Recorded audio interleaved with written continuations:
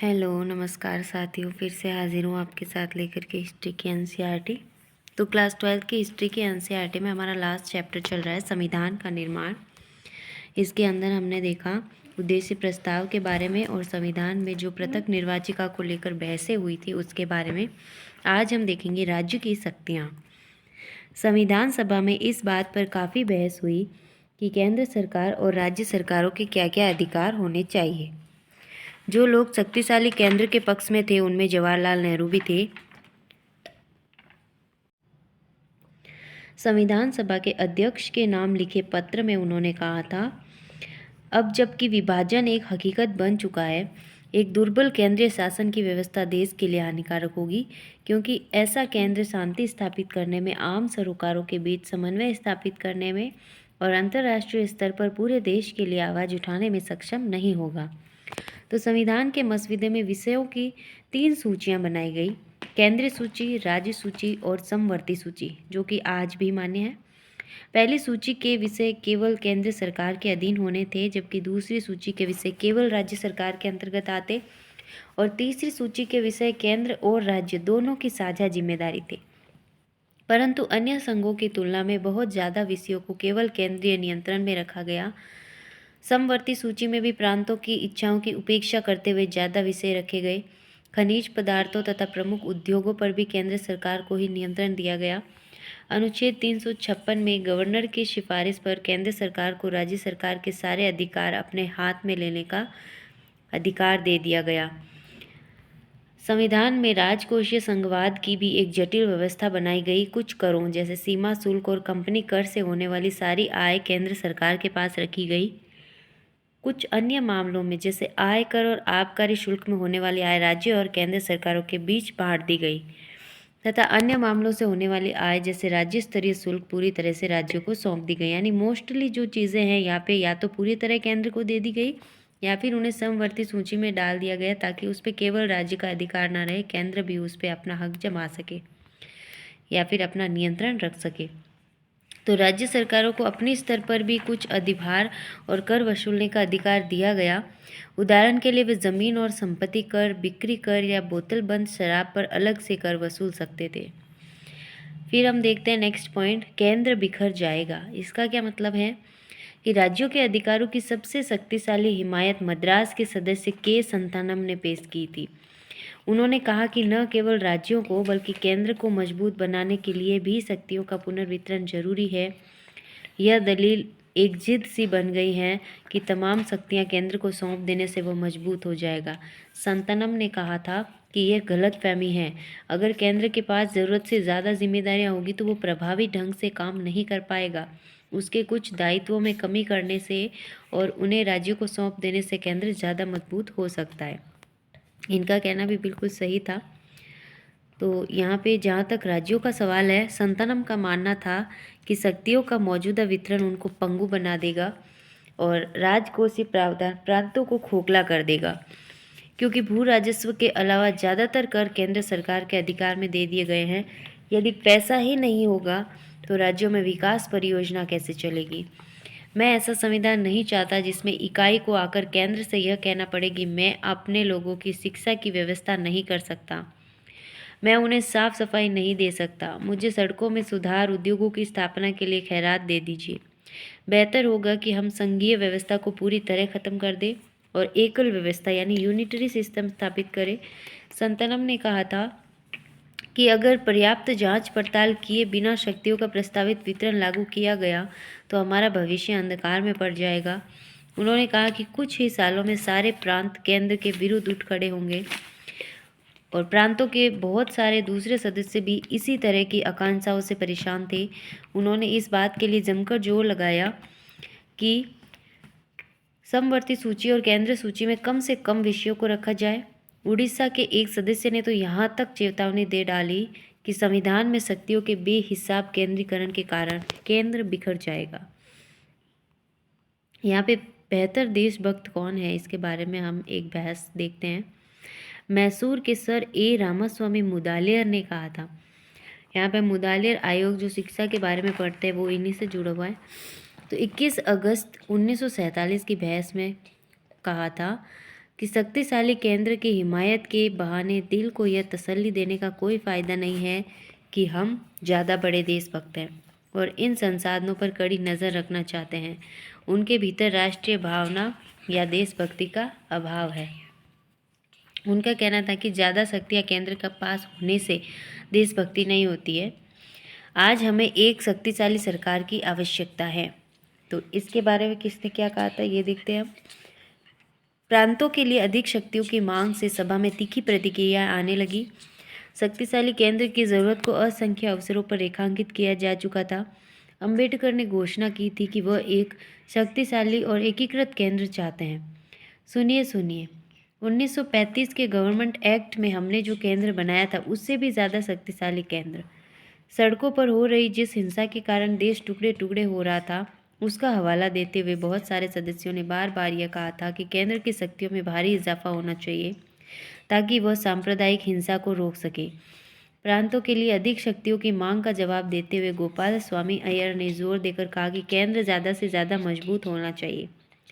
संयुक्त प्रांत के एक सदस्य बालकृष्ण शर्मा ने विस्तार से इस बात पर प्रकाश डाला कि एक शक्तिशाली केंद्र का होना जरूरी है ताकि वह देश के हित में योजना बना सके, उपलब्ध आर्थिक संसाधनों को जुटा सके, एक उचित शासन व्यवस्था स्थापित कर सके और देश को विदेशी आक्रमण से बचा सके। विभाजन से पहले कांग्रेस ने प्रांतों को काफ़ी स्वायत्तता देने पर अपनी सहमति व्यक्त की थी। कुछ हद तक मुस्लिम लीग को इस बात का भरोसा दिलाने की कोशिश थी कि जिन प्रांतों में लीग की सरकार बनी है वहां दखलंदाजी नहीं की जाएगी। बंटवारे को देखने के बाद ज़्यादातर राष्ट्रवादियों की राय बदल चुकी थी। उनका कहना था कि अब एक विकेंद्रीकृत संरचना के लिए पहले जैसे राजनीतिक दबाव नहीं बचे हैं। औपनिवेशिक शासन द्वारा थोपी गई एकल व्यवस्था पहले से ही मौजूद थी। तो उस जमाने में हुई घटनाओं से केंद्रीयतावाद को बढ़ावा मिला, जिससे अब अफरा तफरी पर अंकुश लगाने तथा देश के आर्थिक विकास की योजना बनाने के लिए और भी जरूरी माना जाने लगा। इस प्रकार संविधान में भारतीय संघ के घटक राज्यों के अधिकारों की तुलना में केंद्र के अधिकारों की ओर स्पष्ट झुकाव दिखाई देता है। फिर बात आती है नेक्स्ट राष्ट्र की भाषा को लेकर। भाषा को लेकर भी यहाँ पे बहुत सारी बहसें होती है। राष्ट्रीय भाषा की क्या विशेषताएं होनी चाहिए ये देखते हैं हम। अपनी मृत्यु से कुछ माह पहले महात्मा गांधी ने भाषा के प्रश्न पर अपने विचार दोहराते हुए कहा था कि यह हिंदुस्तानी न तो संस्कृत निष्ठ हिंदी होनी चाहिए और न ही फारसी निष्ठ उर्दू। यह दोनों का सुंदर मिश्रण होना चाहिए। उससे विभिन्न क्षेत्रीय भाषाओं से शब्द खुलकर उधार लेने चाहिए। विदेशी भाषाओं के ऐसे शब्द लेने में कोई हर्ज नहीं जो हमारी राष्ट्रीय भाषा में अच्छी तरह और आसानी से घुल मिल सकते हैं। इस प्रकार हमारी राष्ट्रीय भाषा एक समृद्ध और शक्तिशाली भाषा होनी चाहिए जो मानवीय विचारों और भावनाओं के पूरे समुच्चय को अभिव्यक्ति दे सके। खुद को हिंदी या उर्दू से बांध लेना देशभक्ति की भावना तथा समझदारी के विरुद्ध एक अपराध होगा। यानी किसी एक जो है भाषा को प्योर रूप में नहीं अपना के एक मिश्रित भाषा जो देश के पूरे क्षेत्रीय जो है उसमें घुल मिल जाए, इस तरह की भाषा हमें अपनानी चाहिए, ऐसा महात्मा गांधी का कहना था। यहाँ पे हम देखते हैं राष्ट्र की भाषा के बारे में। जब एक देश के विभिन्न भागों के लोग अलग अलग भाषाएं बोलते हो, उनकी सांस्कृतिक विरासत अलग अलग हो, तो एक राष्ट्र का निर्माण कैसे किया जा सकता है? कैसे लोग एक दूसरे की बात सुन सकते हैं या एक दूसरे से जुड़ सकते हैं जबकि एक दूसरे की भाषा भी नहीं समझते? संविधान सभा में भाषा के मुद्दे पर कई महीनों तक बहस हुई और कई बार काफ़ी तनातनी पैदा हो गई। 30 के दशक तक कांग्रेस ने यह मान लिया था कि हिंदुस्तानी को राष्ट्रीय भाषा का दर्जा दिया जाए। महात्मा गांधी का मानना था कि हर एक को एक ऐसी भाषा बोलनी चाहिए जिसे लोग आसानी से समझ सके। हिंदी और उर्दू के मेल से बनी हिंदुस्तानी भारतीय जनता के बहुत बड़े हिस्से की भाषा थी और यह विविध संस्कृतियों के आदान प्रदान से समृद्ध हुई एक साझी भाषा थी। जैसे जैसे समय बीता, बहुत तरह के स्रोतों से नए नए शब्द और अर्थ इसमें समाते चले गए और उसे विभिन्न क्षेत्रों के बहुत सारे लोग समझने लगे। महात्मा गांधी को लगता था कि यह बहुसांस्कृतिक भाषा विविध समुदायों के बीच संचार की आदर्श भाषा हो सकती है। वह हिंदुओं और मुसलमानों को, उत्तर और दक्षिण के लोगों को एकजुट कर सकती है। लेकिन 19वीं सदी के आखिर से एक भाषा के रूप में हिंदुस्तानी धीरे धीरे बदल रही थी। जैसे जैसे सांप्रदायिक टकराव गहरे होते जा रहे थे, हिंदी और उर्दू एक दूसरे से दूर जा रही थी। एक तरफ तो फारसी और अरबी मूल के सारे शब्दों को हटाकर हिंदी को संस्कृत निष्ठ बनाने की कोशिश की जा रही थी, तो दूसरी तरफ उर्दू लगातार फारसी के नज़दीक होती जा रही थी। नतीजा यह हुआ कि भाषा भी धार्मिक पहचान की राजनीति का हिस्सा बन गई। लेकिन हिंदुस्तानी के साझा चरित्र में महात्मा गांधी की आस्था कम नहीं हुई। यहाँ पे हिंदी की हिमायत कौन कौन करते हैं? संविधान सभा के एक शुरुआती सत्र में संयुक्त प्रांत के कांग्रेसी सदस्य आर.वी. धुलेकर ने इस बात के लिए पुरजोर शब्दों में आवाज़ उठाई थी कि हिंदी को संविधान निर्माण की भाषा के रूप में इस्तेमाल किया जाए। जब किसी ने कहा कि सभा के सभी सदस्य हिंदी नहीं समझते, तो धुलेकर ने पलट कर कहा कि इस सदन में जो लोग भारत का संविधान रचने बैठे हैं और हिंदुस्तानी नहीं जानते, वे इस सभा की सदस्यता के पात्र नहीं है, उन्हें चले जाना चाहिए। जब इन टिप्पणियों के कारण सभा में हंगामा खड़ा हुआ, तो धुलेकर हिंदी में अपना भाषण देते रहे।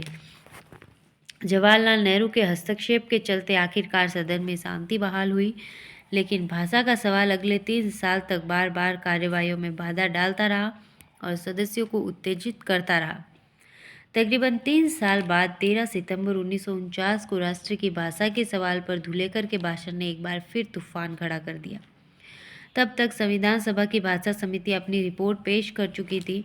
समिति ने राष्ट्रीय भाषा के सवाल पर हिंदी के समर्थकों और विरोधियों के बीच पैदा हो गए गतिरोध को तोड़ने के लिए एक फॉर्मूला विकसित कर लिया था। समिति ने सुझाव दिया कि देवनागरी लिपि में लिखित हिंदी भारत की राजकीय भाषा होगी, यानी राष्ट्रीय भाषा किसी को भी घोषित नहीं किया गया, सिर्फ राजकीय भाषा हिंदी को घोषित किया गया, जो कि देवनागरी लिपि में लिखी हुई थी। परंतु इस फॉर्मूले को समिति ने घोषित नहीं किया। समिति का मानना था कि हिंदी को राष्ट्रभाषा बनाने के लिए हमें धीरे धीरे आगे बढ़ना चाहिए।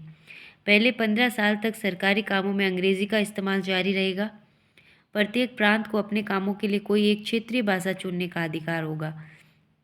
संविधान सभा की भाषा समिति ने हिंदी को राष्ट्रभाषा की बजाय राजभाषा कहकर विभिन्न पक्षों की भावनाओं को शांत करने और सर्वस्वीकृत समाधान पेश करने का प्रयास किया। यानी संविधान सभा की जो भाषा समिति थी, उसने हिंदी को राजभाषा जो है यहाँ पे माना, लेकिन घोषित नहीं किया किसी को भी राष्ट्रभाषा। तो आज भी हमारे देश की कोई राष्ट्रभाषा नहीं है। अगर राष्ट्रभाषा का क्वेश्चन आ जाए तो हमारे देश की राष्ट्रभाषा कोई भी नहीं है, लेकिन हिंदी को राजभाषा हम जरूर मानते हैं यहाँ पे। तो धुलेकर बीच बिचाव की ऐसी मुद्रा से राजी होने वाले नहीं थे। वे चाहते थे कि हिंदी को राजभाषा नहीं बल्कि राष्ट्रभाषा घोषित किया जाए। उन्होंने ऐसे लोगों की आलोचना की जिन्हें लगता था कि हिंदी को उन पर थोपा जा रहा है। धुलेकर ने ऐसे लोगों का मजाक उड़ाया जो महात्मा गांधी का नाम लेकर हिंदी के बजाय हिंदुस्तानी को राष्ट्रीय भाषा बनाना चाहते थे। महोदय, इस बात पर मेरे से ज़्यादा हर्ष किसी और को नहीं होगा कि हिंदी को देश की राजभाषा घोषित कर दिया गया है। कुछ लोग कहते हैं कि यह हिंदी को एक रियायत दी गई है। मैं कहता हूँ बिल्कुल नहीं, यह एक ऐतिहासिक प्रक्रिया की परिणति है। धुलेकर ऐसे भाषण देते थे कि जो हिंदी के पक्ष में नहीं होते थे उनके तन बदन में ऐसे आग लग जाती थी और फिर हंगामा खड़ा हो जाता था। बहुत सारे सदस्यों को धुलेकर के बात करने के अंदाज से काफ़ी परेशानी हो रही थी, तो उनके भाषण के दौरान संविधान सभा के अध्यक्ष ने कई बार उन्हें टोक कर कहा कि इस तरह बात करके मेरे विचार में आप अपनी बात को आगे नहीं बढ़ा पाएंगे। लेकिन धुलेकर ने अपने ही अंदाज में बात जारी रखी। फिर देखते वर्चस्व का भय, यानी हिंदी के वर्चस्व के बारे में यहाँ पे बात हो रही है। धुलेकर के बोलने के बाद मद्रास की सदस्य श्रीमती जी दुर्गाबाई ने इस चर्चा पर अपनी चिंता व्यक्त करते हुए कहा कि अध्यक्ष महोदय, अभी हाल तक भारत की राष्ट्रीय भाषा का जो सवाल लगभग सहमति तक पहुंच गया था, अचानक बेहद विवादास्पद मुद्दा बन गया है।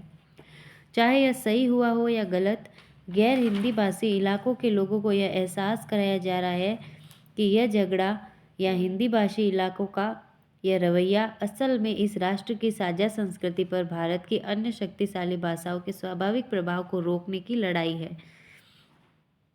क्योंकि साउथ के लोग ज़्यादातर अंग्रेजी बोलते थे या फिर वहाँ की क्षेत्रीय भाषा, वो लोग इतनी हिंदी नहीं बोलते थे। उत्तर भारत में हिंदी का प्रचलन ज़्यादा था।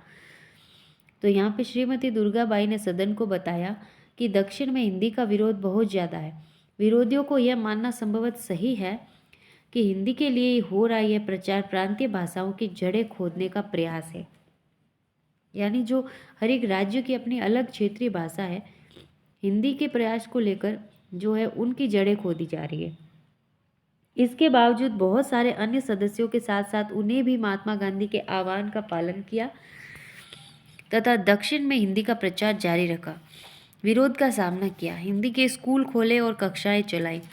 अब इस सब का क्या नतीजा निकलता है? दुर्गाबाई ने पूछा कि सदी के शुरुआती सालों में हमने जिस उत्साह से हिंदी को अपनाया था, मैं उसके विरुद्ध यह आक्रामकता देखकर सकते में हूँ। दुर्गाबाई हिंदुस्तानी को जनता की भाषा स्वीकार कर चुकी थी, मगर अब उस भाषा को बदला जा रहा था। उर्दू तथा अन्य क्षेत्रीय भाषाओं के शब्दों को उससे निकाला जा रहा था। उनका मानना था कि हिंदुस्तानी के समावेशी और साझा स्वरूप को कमजोर करने वाले किसी भी कदम से विभिन्न भाषाई समूहों के बीच बेचैनी और भय पैदा होना निश्चित है। जैसे जैसे चर्चा तीखी होती गई, बहुत सारे सदस्यों ने परस्पर समायोजन व सम्मान की भावना का आह्वान किया। बंबई के एक सदस्य श्री शंकरराव देव ने कहा कि कांग्रेसी तथा महात्मा गांधी का अनुयायी होने के नाते वे हिंदुस्तानी को राष्ट्र की भाषा के रूप में स्वीकार कर चुके हैं, परंतु उन्होंने चेतावनी देते हुए कहा कि अगर आप हिंदी के लिए दिल से समर्थन चाहते हैं तो आपको ऐसा कोई कदम नहीं उठाना चाहिए जिससे मेरे भीतर संदेह पैदा हो और मेरी आशंकाओं को बल मिले। मद्रास के श्री T.A. रामलिंगम चेट्टियार ने इस बात पर जोर दिया कि जो कुछ भी किया जाए एहतियात के साथ किया जाए। यदि आक्रामक होकर काम किया गया तो हिंदी का कोई भला नहीं हो पाएगा। चाहे लोगों के भय निराधार हो, उनको शांत किया जाना चाहिए, वरना लोगों में गहरी कड़वाहट रह जाएगी। उन्होंने कहा, जब हम साथ रहना चाहते हैं और एक एकीकृत राष्ट्र की स्थापना करना चाहते हैं तो परस्पर समायोजन होना ही चाहिए और लोगों पर चीज़ें थोपने का सवाल नहीं उठना चाहिए। निष्कर्षतः भारतीय संविधान गहन विवादों और परिचर्चाओं से गुजरते हुए बना और उसके कई प्रावधान लेन देन की प्रक्रिया के जरिए बनाए गए। उन पर सहमति तब बन पाई जब सदस्यों ने दो विरोधी विचारों के बीच की जमीन तैयार कर ली, परंतु संविधान के एक केंद्रीय अभिलक्षण पर काफ़ी हद तक सहमति थी। यह सहमति प्रत्येक वयस्क भारतीय को मताधिकार देने पर थी। इसके पीछे एक खास किस्म का भरोसा था जिसके पूर्व उदाहरण अन्य देश के इतिहास में नहीं थे। दूसरे लोकतंत्रों में पूर्ण वयस्क मताधिकार धीरे धीरे कई चरणों से गुजरते हुए लोगों को मिला। संयुक्त राज्य अमेरिका और यूनाइटेड किंगडम जैसे देशों में शुरू में मताधिकार केवल संपत्ति रखने वाले पुरुषों को ही दिया गया। फिर पढ़े लिखे पुरुषों को इस वर्ग विशेष में शामिल किया गया। लंबे तथा कटु संघर्षों के बाद श्रमिक तथा किसान वर्ग के पुरुषों को मताधिकार मिल पाया। ऐसा अधिकार पाने के लिए महिलाओं को तो और भी लंबा संघर्ष करना पड़ा। यानी अमेरिका और इंग्लैंड वगैरह में जो मताधिकार है, यानी लोगों को जो वोट डालने का अधिकार है, वो पहले तो केवल पैसे वालों को दिया गया, फिर पुरुषों को, फिर पढ़े लिखे पुरुषों को, नॉर्मल लोगों को, फिर श्रमिक और किसान को, और बहुत ही बाद में महिलाओं को काफ़ी संघर्ष करने के बाद ये अधिकार मिला था।